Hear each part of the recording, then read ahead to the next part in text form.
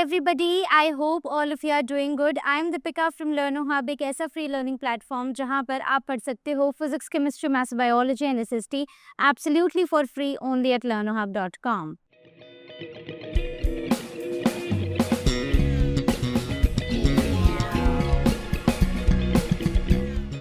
आज का सेशन हमारे प्रीवियस सेशन का ही कंटिन्यूएशन है जहां पर हम नंबर सिस्टम के बचे हुए टॉपिक्स को डिस्कस करेंगे और इस चैप्टर को खत्म करेंगे। तो आज के चैप्टर में यानी कि आज की वीडियो में हम पढ़ने वाले हैं यूनिट्स और नंबर सिस्टम के बारे में। तो यूनिट्स तो हम फिजिक्स में भी पढ़ते हैं और वही वैसे ही कुछ यूनिट्स हैं और उन्हीं के बारे में मैं आपको यहाँ बताऊंगी। तो एक रफ नोटबुक और पेन लेकर बैठ जाओ और मेरे साथ इन क्वेश्चंस को सॉल्व करो बच्चों, तभी आपको ये क्वेश्चंस आएंगे। तो चलिए शुरू करते हैं। बात करते हैं व्हाट इज अ यूनिट। ठीक है, तो यूनिट बेसिकली एक फर्स्ट और लोएस्ट नेचुरल नंबर होता है जिसे हम as a standard measurement use करते हैं। जैसे अगर मैं बोल दूं 1 metre, 1 litre, 1 gram, so these are the different units. और ये जो 1 है ना, this is the first and the lowest natural number जो हमें एक स्टैंडर्ड मेजरमेंट बताता है। जैसे यहाँ पर metre we use this for distance, right? So for distance. Gram हम मास के लिए यूज करते हैं और लीटर हम कैपेसिटी के लिए यूज करते हैं। So these are the different units that we talk about. अब यहाँ पर ना यूनिट्स का हम यूज क्यों करते हैं?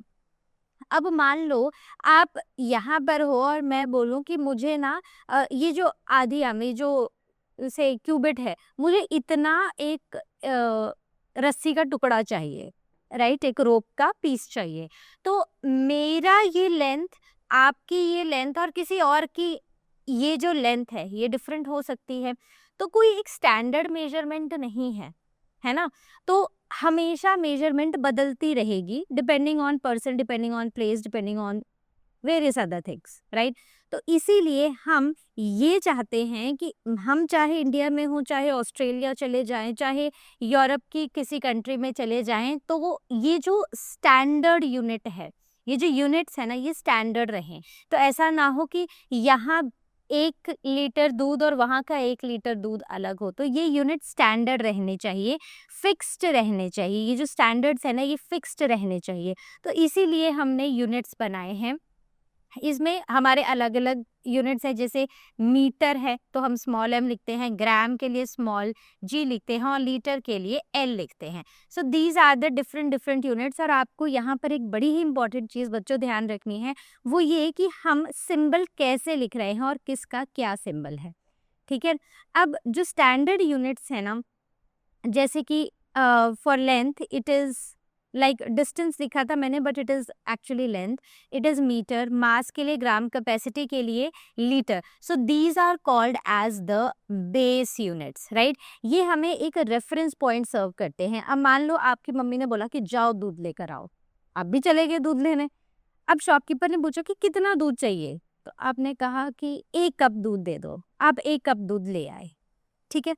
अगले दिन मम्मी ने कहा कि जाओ दूध लेकर आओ। अब जिस दुकान से आप दूध लेते थे वो तो बंद थी, आप दूसरी दुकान में चले गए दूध लेने। आपने बोला, उन्होंने बोला कितना दूध चाहिए, आपने कहा 1 कप दे दो। अब जो कल आप 1 कप दूध लेके आए थे वो कप इतना बड़ा था, आज जो आप लेके आए हो वो इतना सा था।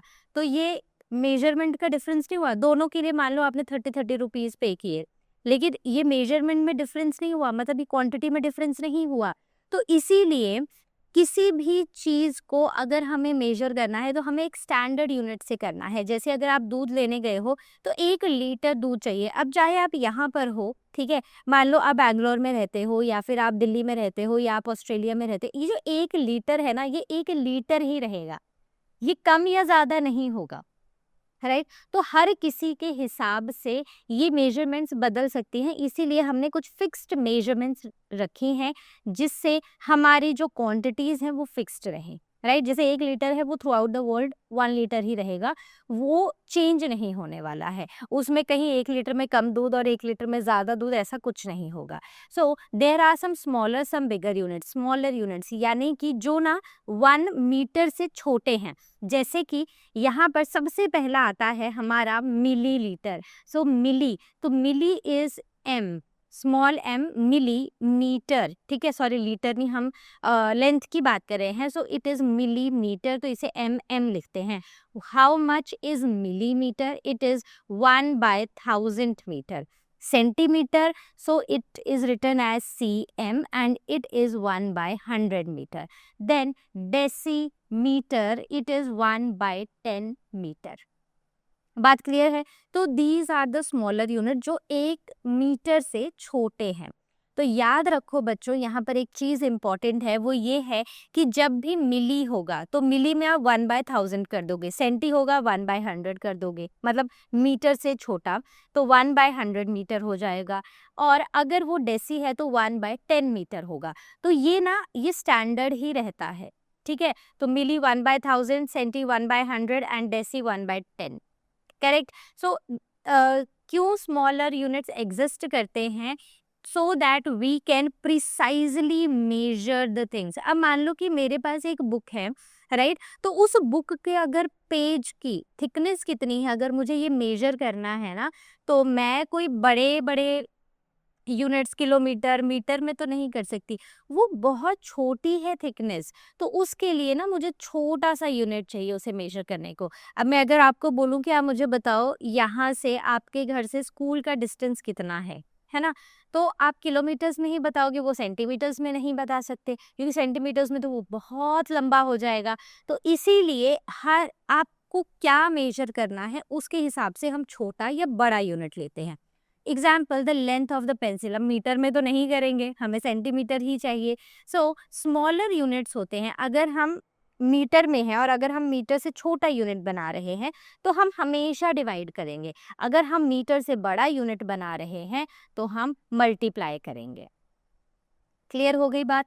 So the common mistakes is कि बच्चों को ना ये नहीं याद रहता है कि कहाँ डिवाइड करना है और कहाँ मल्टीप्लाई करना है. तो ये सबसे बड़ी प्रॉब्लम है, राइट. तो आपको ये ध्यान रखना है, मैंने आपको ये टिप दिया है. अब हम आते हैं बिगर यूनिट्स ऑफ लेंथ में. तो बिगर यूनिट में आते हैं डेका, हेक्टो और किलो. तो किलो का मतलब होता है into 1000, hecto into 100, Deka into 10. तो देखो इस क्लास में तो सिंपल है, आपको सिर्फ इतने ही कराए जा रहे हैं. तो अगर आपने ये समझ लिए तो नेक्स्ट क्लास में जब आप जाओगे और आप और पढ़ोगे, जैसे अगर आप फिजिक्स के भी फर्स्ट चैप्टर में देखोगे तो थोड़े ही हैं, बहुत ज़्यादा नहीं है. तो अगर इनको आप इसी क्लास में समझ लोगे तो नेक्स्ट क्लास में मुश्किल नहीं होगी. सो वाई बिगर यूनिट्स एग्जिस्ट? क्योंकि अगर मुझे यहाँ से चांद तक का डिस्टेंस लेना है तो मैं मीटर या सेंटीमीटर में तो नहीं ले सकती, मुझे किलोमीटर ही चाहिए.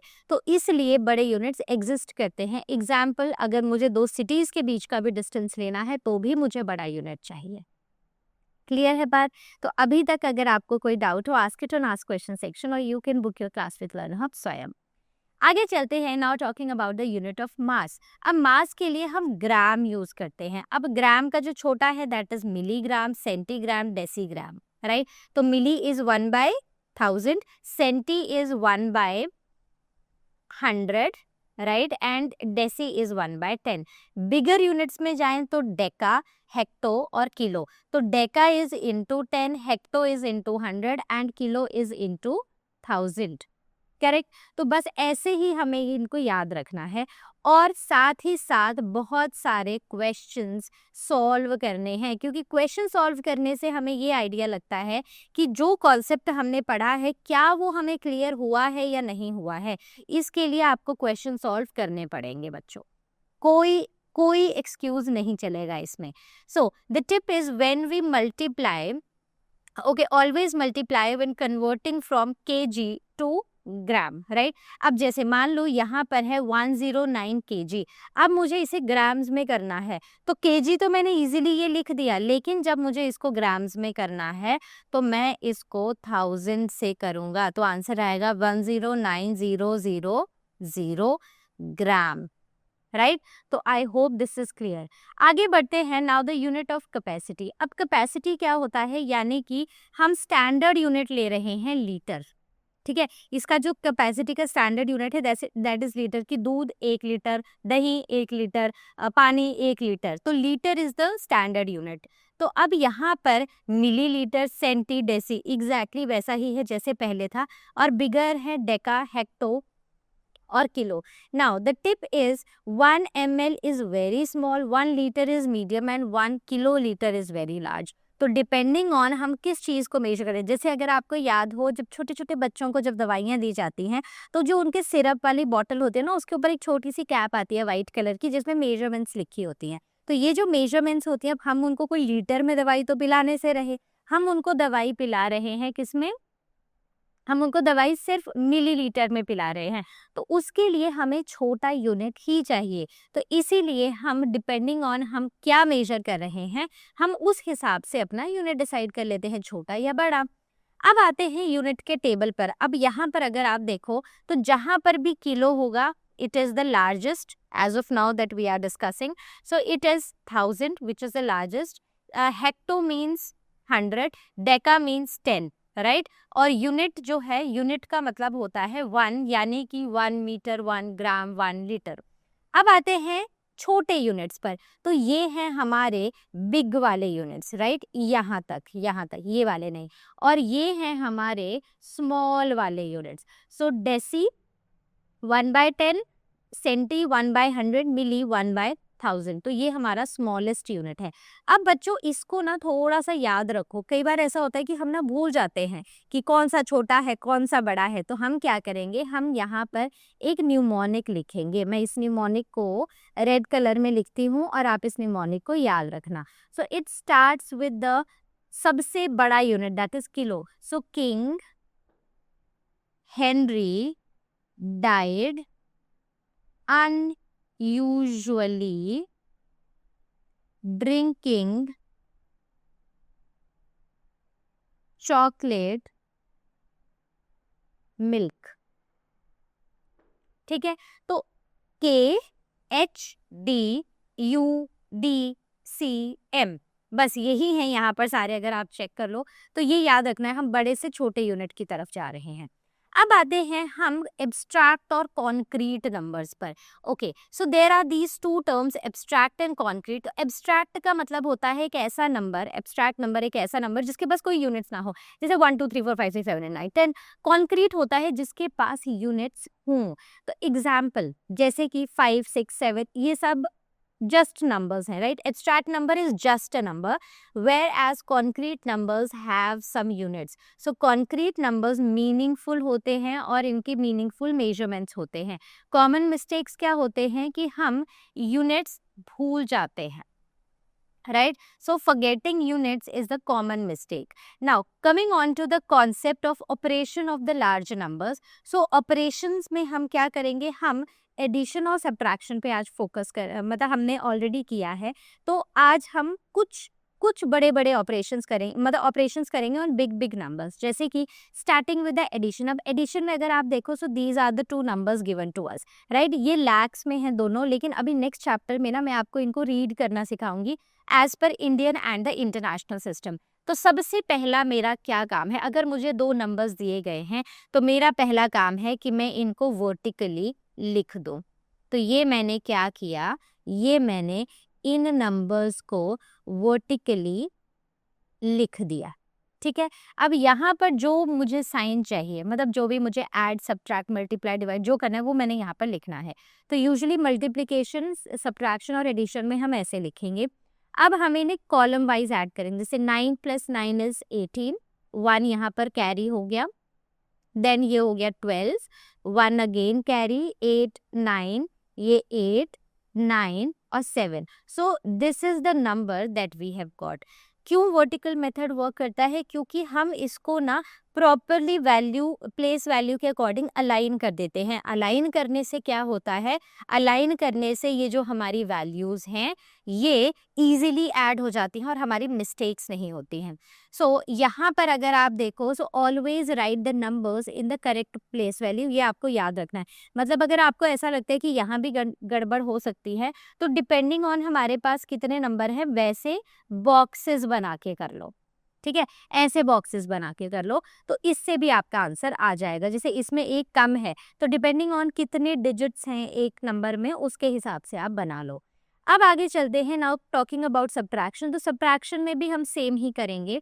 हम यहाँ पर इनको ऐसे लिख देंगे 7 3 6940, तो ये हो गया माइनस, करेक्ट। अब इनको माइनस करो तो ये 3, ये 1, अब यहाँ पर 4 है, 9 है, तो we have to carry from here, so it will be 7 और ये 14, ठीक है। तो कितना आएगा 5, then 1 and 4 2, so this is the answer that we have got. तो यहाँ पर भी हम प्लेस वैल्यू के अकॉर्डिंग इजीली अलाइन कर लेते हैं और सब्ट्रैक्ट कर लेते हैं।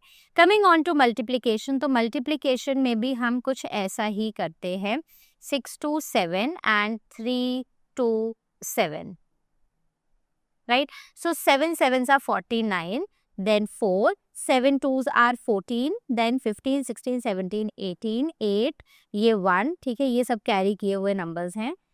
6 sevens are 42, 3 and 4 ऊपर, 7 threes are 21 plus 4 5, 2, 7 fours are 28, 30, यहाँ पर 30। अब क्योंकि हम मल्टीप्लाई करने वाले हैं टेंस प्लेस से, तो ये टेंस प्लेस पर है तो हम वंस प्लेस पर क्रॉस लगा देंगे। Then coming on to this, तो ये हो जाएगा 7 twos are 14, तो 1 carry, 2 twos are 4, 5, 6 twos are 12, 2 और 1 यहाँ पर, 3 twos are 6, 7 and 4 twos are 8। Again यहाँ पर क्रॉस करो, तो 7 threes are 21, 1 तो 2 carry, 6 3 twos are 6, 7 8, right, 6 threes are 18, 8 1, 3 threes are 9, 10 1, right, तो 4 threes are 12 and 13,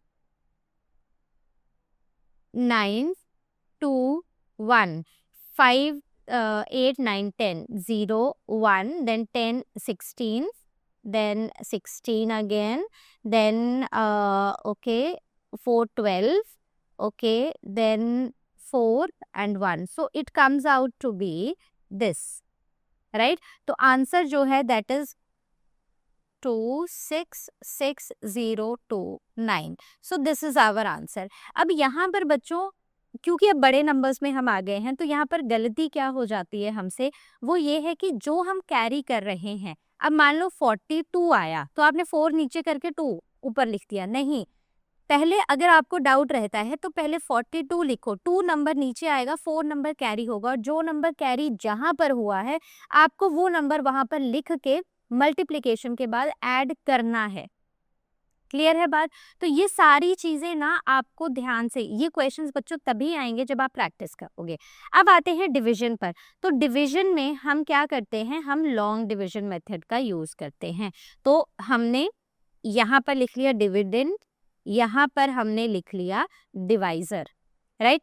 अब इसको हमें डिवाइड करना है, तो यहाँ पर 3 नंबर है, तो अगर यहाँ भी 3 लेंगे तो ये इससे छोटा है, तो मतलब हमें एक और नंबर लेना पड़ेगा। अब हम क्या करेंगे, अब चलो मैं यहाँ पर करती हूँ, वहाँ आपको दिखाई नहीं देगा। तो अब हम ऐसा नंबर फाइंड आउट करेंगे जो या तो ये नंबर आ जाए 385 से मल्टीप्लाई करने पर, या फिर एक ऐसा नंबर आए जो इससे छोटा हो, राइट। तो हम यहाँ पर क्या करेंगे, 25, तो 5 से करके देखते हैं, 5 5s are 25, 5 2 8 5s are 40, 41 42 and 15 19। हाँ, अब अगर मैं एक बार और इसमें 385 ऐड करूं तो वो इस नंबर से बड़ा हो रहा है, तो इसका मतलब मैंने 5 से मल्टीप्लाई किया तो ये आंसर आया। अब मैं इन दोनों नंबर्स को, ये 5 अभी इंक्लूडेड नहीं है, इनको माइनस करूंगी, तो it will come out to be 9। Then यहाँ से हमने कैरी किया था तो 6 and this will be 2, right. और अब 5 को मैं यहाँ पर लिख देती हूँ। सो let us now find out कि मैं इसको किससे मल्टीप्लाई करूँ, तो I will do this here. 385 6 से करती हूँ तो नहीं होगा क्योंकि तो नंबर छोटा रह जाएगा, लेकिन देखते हैं क्या ये कंप्लीट डिवाइड होता है, तो 7 से करके पता चलेगा। 7 7s are 35, 3 7 7s are 49, 56 59, okay, 21 22 23 24 25 26 26, exactly the same number that we have got। But हर बार जरूरी नहीं है कि आपके पास सेम नंबर ही आए, राइट। अलग भी हो सकता है, आपका यहाँ पर रिमाइंडर भी बच सकता है, so that is also possibility. तो यहाँ पर हमें लॉन्ग डिवीजन मेथड यूज करना है, सिंपल। अब आपको क्या करना है, जितने भी क्वेश्चंस आपकी बुक में दिए हैं उन सबको प्रैक्टिस करना है बच्चों। अब the important mistakes that we do, पहली बात है रॉन्ग प्लेस वैल्यू लिख देना, दूसरा रॉन्ग यूनिट कन्वर्जन करना, और जब हम बोरो कर रहे हैं, स्पेशली सब्ट्रैक्शन में जब हम बोरो कर रहे हैं तो हम बोरो ढंग से नहीं करें और उससे हमारा आंसर गलत हो जाए। या फिर जब हमारे पास मल्टीप्लिकेशन में नंबर आया है, से 42 आ गया, 15 आ गया, तो 5 और 1 को उनकी करेक्ट प्लेस पे नहीं लिखना और करेक्ट तरीके से उसको सॉल्व नहीं करना, ये हमारी कॉमन मिस्टेक्स हो सकती हैं। तो चलो अब हम आते हैं और कुछ क्वेश्चन सॉल्व करते हैं। So let's do the question number 1. So question says population of a city was this in the year 2014. In the year 2015 it increased by this much. What was the population of the city at the end of this year? तो हमें दिया है in 2014 population of a city is equal to 354,976. In 2015 population increase is equal to 68438, right? Okay, so total population at the end of 2015, बताओ कैसे निकालोगे? ठीक है, video को पॉज करो, आंसर निकालो और फिर देखो मैंने कैसे किया है। तो हम क्या करेंगे, हम सिंपली वर्टिकल फॉर्मेट में इन नंबर्स को लिख देंगे, राइट? तो याद रखना है कि जहाँ पर अब जैसे यहाँ पर 6 डिजिट्स हैं, यहाँ पर 5 हैं, तो वंस के नीचे वंस, टेंस के नीचे टेंस, हंड्रेड्स के नीचे हंड्रेड्स, ऐसे होना चाहिए। तो अब मैंने ये डिजिट्स को लिख दिया है, अब मैं इनको ऐड करूंगी। So this will B 14, 1, 11, right? Okay, 1 था यहाँ पर, अब यहाँ पर भी 1 कैरी हो गया, सो इट इज 14 अगेन, तो 1 कैरी हो गया।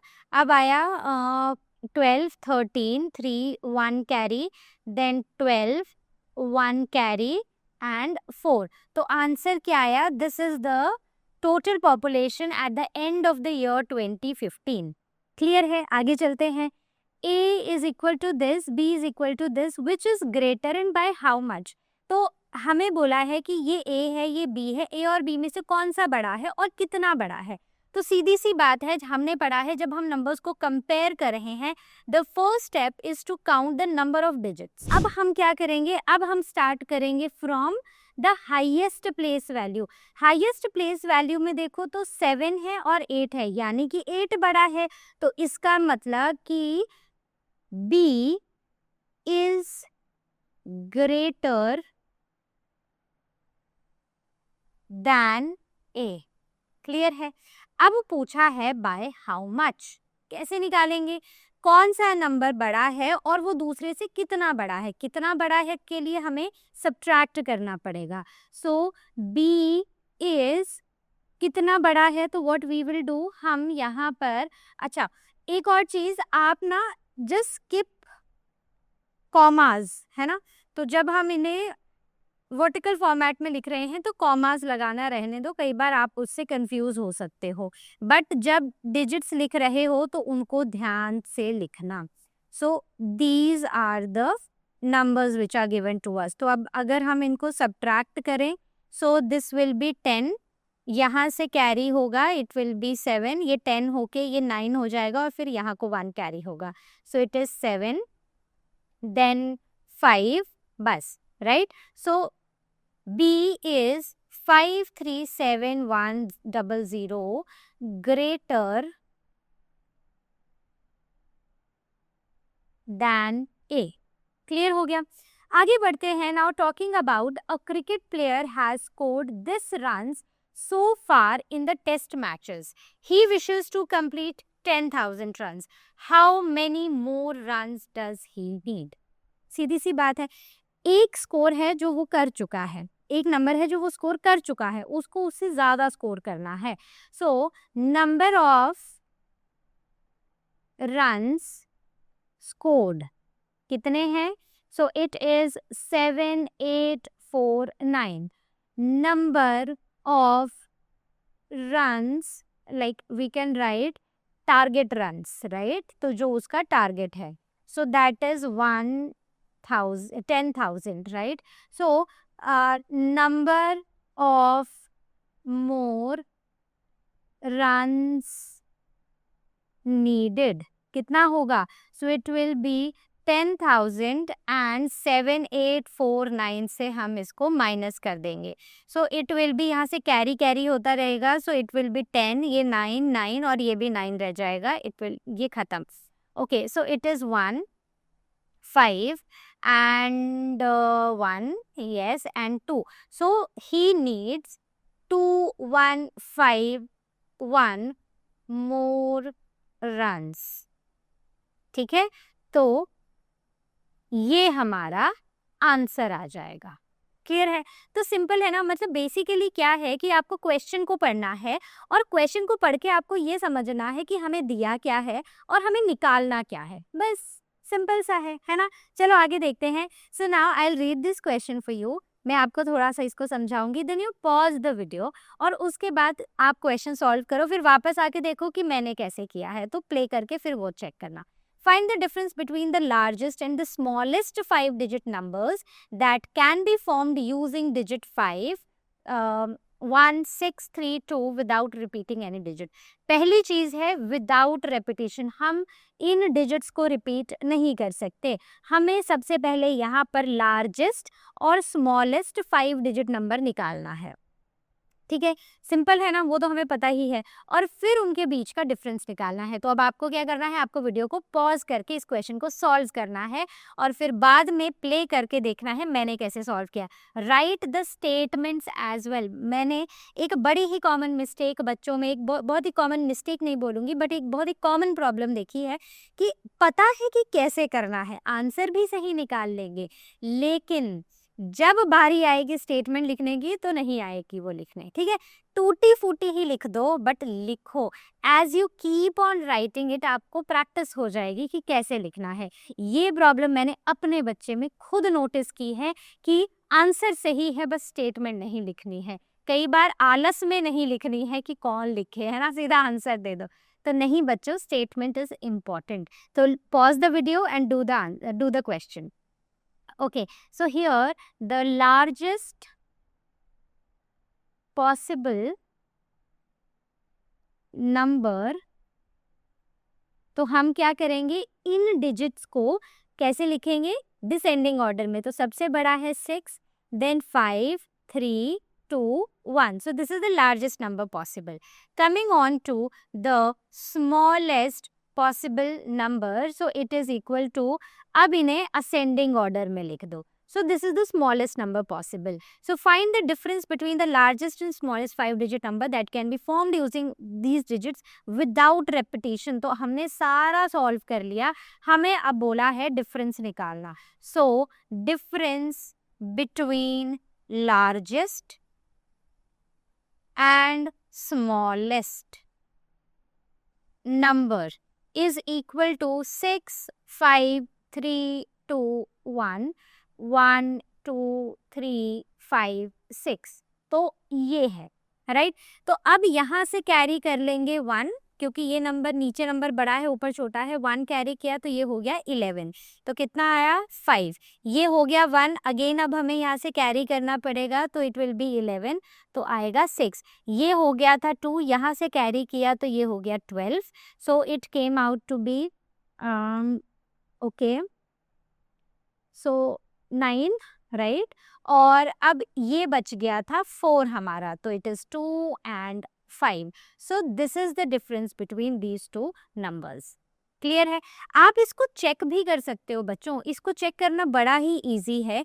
इसको चेक करने के लिए आप क्या करोगे, मैं यहाँ पर एक छोटा सा बॉक्स बना रही हूँ इसको चेक करने के लिए. तो आप अगर इन दोनों नंबर्स को ऐड करोगे तो ये नंबर आ जाएगा. तो हम क्या करेंगे, व्हाट वी विल डू, 5, 2, 9, 6, 5, 1, 2, 3, 5, 6, इनको हम ऐड करेंगे अब, बस सिंपल.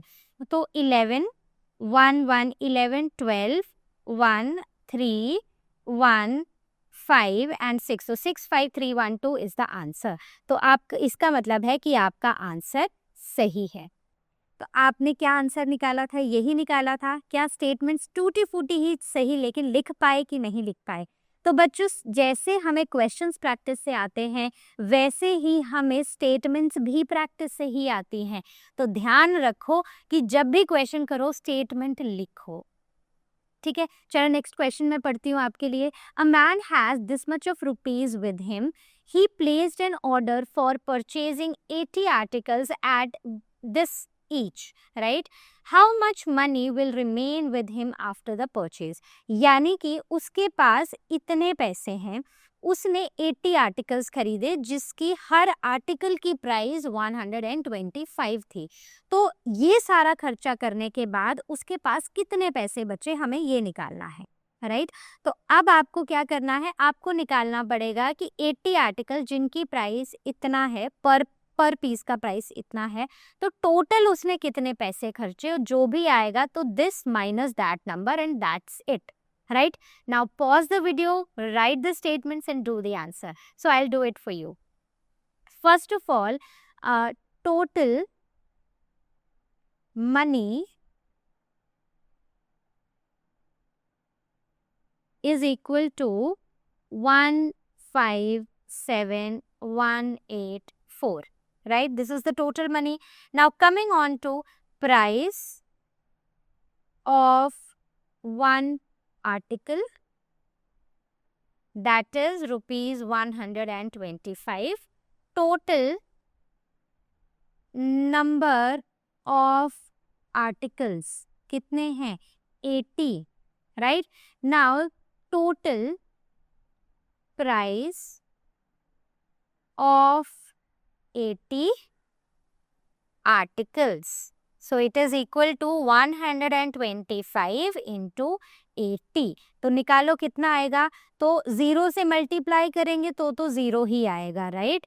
ओके, 1 सेकेंड, तो मैंने एक लाइन गलत लगा दी है. हाँ, ओके.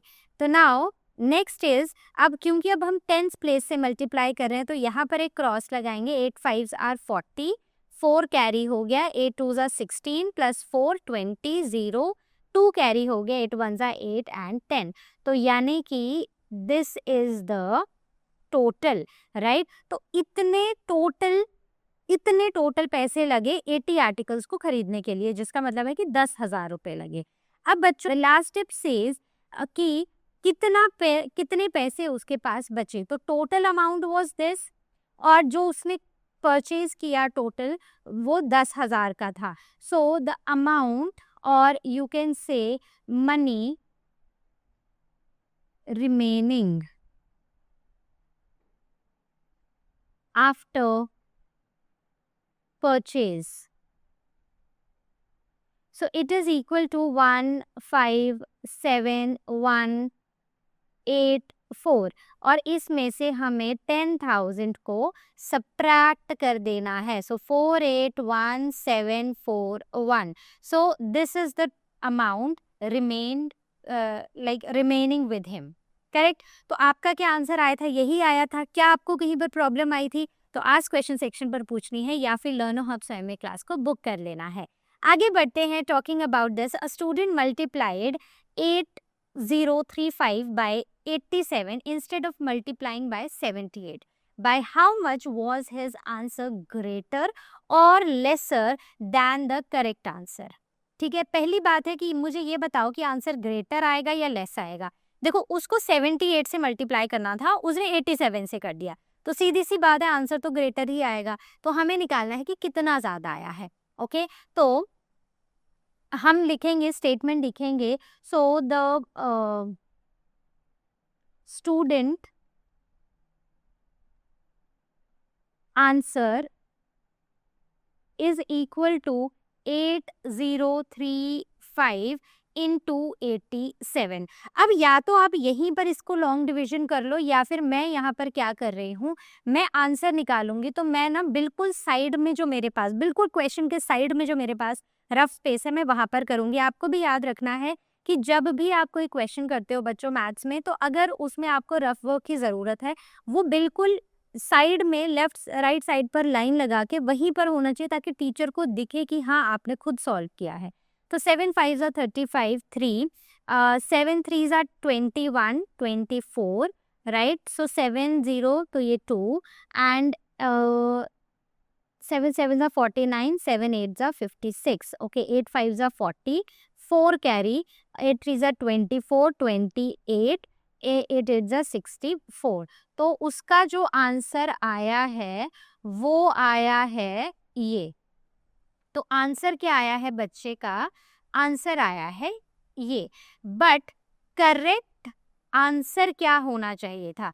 करेक्ट आंसर होना चाहिए था 8035 मल्टीप्लाइड बाय 78, राइट। तो अब मैं इसको भी यहीं पर कर लूंगी, मल्टीप्लाइड बाय 78। तो 8 5 are 40, 4 8 3 are 24, 28 और 64, मल्टीप्लाइड बाय 7 5 are 35, यहाँ पर 3, 21, 24, 56, ठीक है। तो 0, देन ओके, तो ये आ जाएगा 13, देन 4 5 6 7, देन 6 2 1 6, राइट। तो आंसर क्या आएगा? 626 730।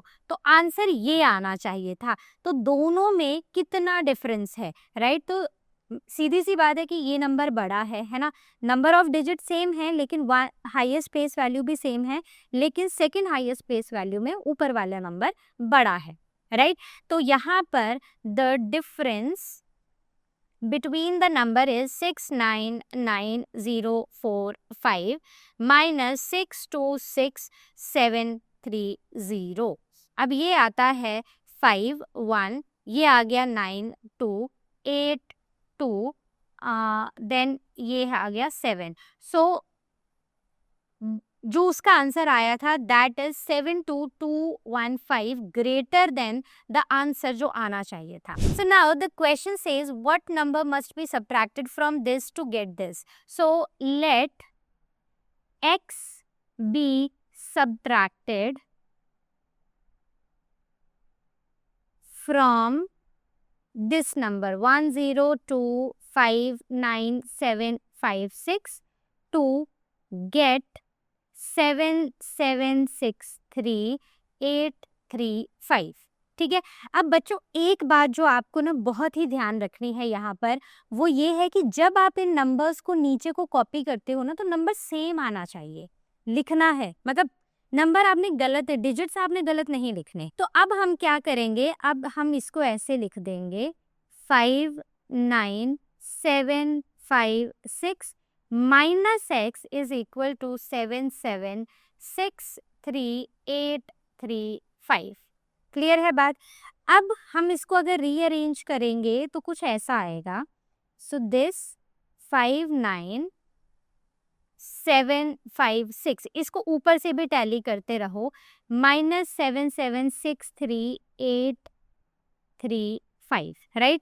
तो मैं इसको ना रफ वर्क में जरा सब्ट्रैक्ट कर रही हूँ, आप भी करो, पॉज करो वीडियो को और आप भी सब्ट्रैक्ट करो। तो मेरा जो आंसर आया है दैट इज 249591। ओके वेट, मैंने कॉमास गलत लगाए हैं, so I will just correct them. Okay, so my answer is this.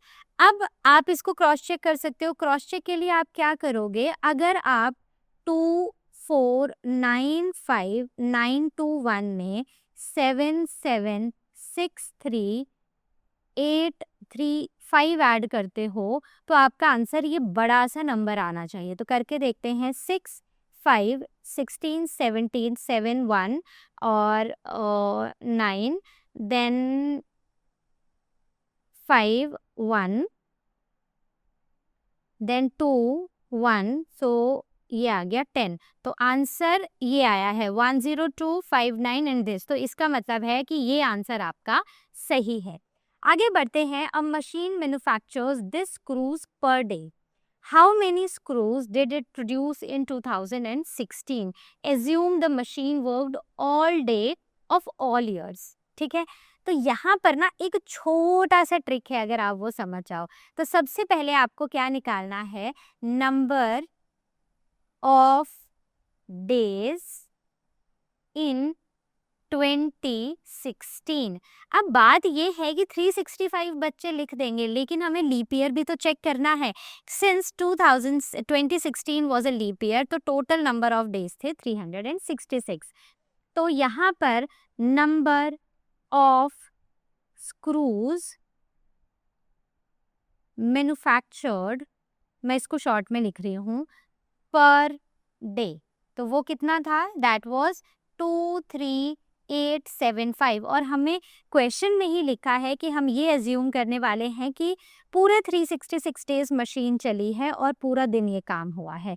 So number of screws manufactured in 366 days, so it will be equal to 23875 multiplied by 366।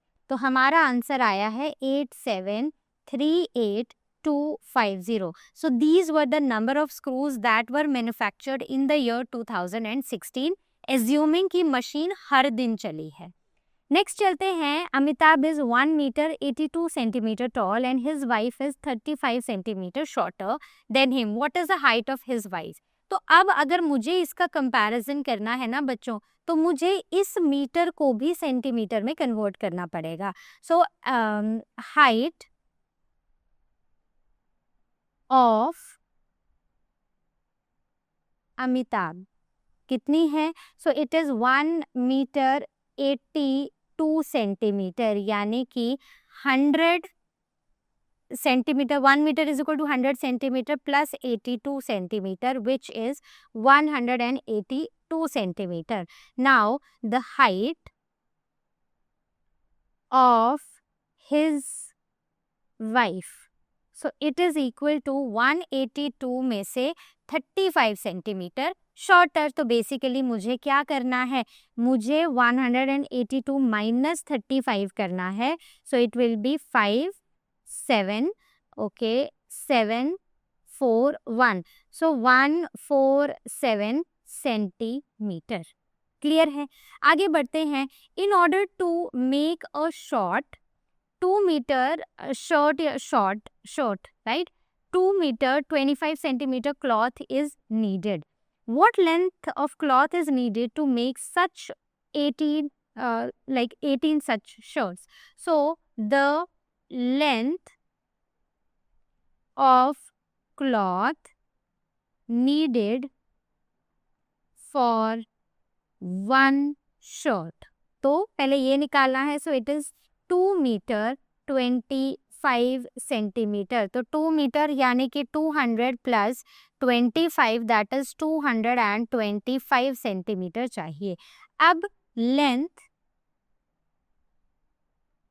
Of cloth needed for 18 shirts, so that is equal to 225 multiplied by 18, so it is 225 into 18, so कितना चाहिए 4050 metre, sorry centimetre. अब हमें यहाँ पर क्योंकि question में हमें ऐसे दिया था, so let us convert it into metre, तो यानी कि इसका मतलब है 40 metre 5 centimetre, 50 centimetre, right? So it is 40.5 metre चाहिए होगा। आगे बढ़ते हैं। A vessel has 4 litre 500 millilitre of orange juice, in how many glasses each of 25 ml capacity can it be filled. तो हमारे पास the total volume of orange juice is equal to 4 liter 500 milliliter. ठीक है। तो 1 how much is like, अब मुझे या इनको ना सेम यूनिट में कन्वर्ट करना पड़ेगा, तो मैं इसको सेम यूनिट में कन्वर्ट करने के लिए मैं इसको ml में करूंगी। So it is equal to 4 into 1000 plus 500, यानी कि it is 4500 millilitre. So the volume of 1 glass is equal to 25 milliliter. So number of glasses needed, तो वो कैसे निकालेंगे हम? It will be 4500 divided by 25, right? तो हमें इसको ना लॉन्ग डिविजन मेथड से करना पड़ेगा। तो करो जरा इसको। तो 25 125 बचेगा 200, ओके।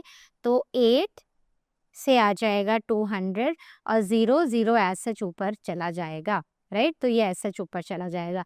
तो it means we need 180 glasses. So this was all from our today session. I hope आपको समझ आ गया है।